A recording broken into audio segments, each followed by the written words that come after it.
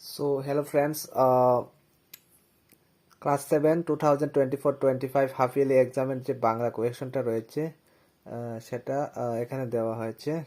কীরকম টাইপের প্রশ্ন আসতে পারে সেটাও এখানে দেওয়া আছে, ঠিক আছে। তো এখানে প্রথম পেজে রয়েছে, এখানে একটা প্যারা দেওয়া রয়েছে, সেখান থেকে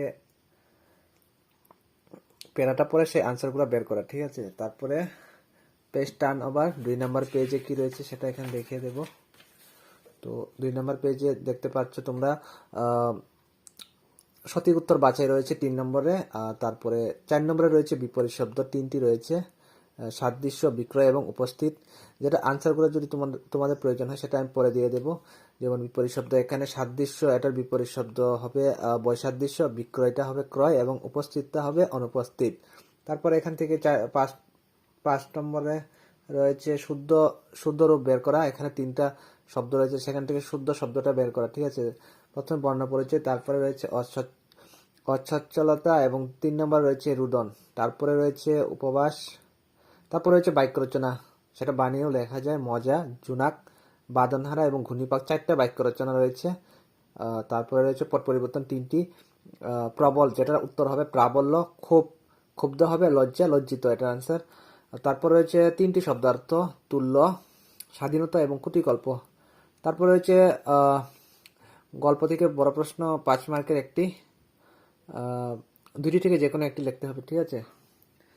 তারপর পেজ টার্ন ওভার করলে এখানে বড় প্রশ্ন আরেকটি রয়েছে কবিতা থেকে, 2টি প্রশ্ন আসবে, যে কোনো একটি লিখতে হবে, ঠিক আছে। তারপর গ বিভাগে রয়েছে 35 নম্বরে গ্রামার থেকে, সেখানে বেশিরভাগ যেমন রয়েছে চলিত ভাষায় রূপান্তর, এখানে সাধু ভাষাতে লেখা আছে, সেখান থেকে চলিত ভাষাতে রূপান্তরিত করতে হবে। তারপর রয়েছে গ্রামার থেকে কারক এবং বিভক্তি 3 মার্কের। তারপর লিঙ্গ পরিবর্তন 3 মার্কের, ছেলে মেয়ে হবে, দাদা দিদা কন্যা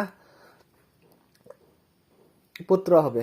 তারপর রয়েছে 14 নম্বরে জটি চিহ্ন বের করা 2 মার্কের, সেটা গ্রামার থেকে। তারপর রয়েছে 5 মার্কের 2টি বড় প্রশ্ন, সেখানে 3টি রয়েছে, 3টি থেকে যে কোনো 2টি লিখতে হবে। তারপর আবার 5 মার্কের যে কোনো একটি, সেখানে 2টি থাকবে। পেজ টার্ন ওভার, লাস্ট পেজে রয়েছে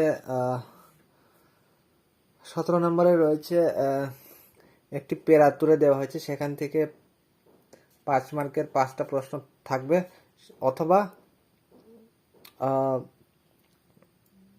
অনুচ্ছেদ লিখো।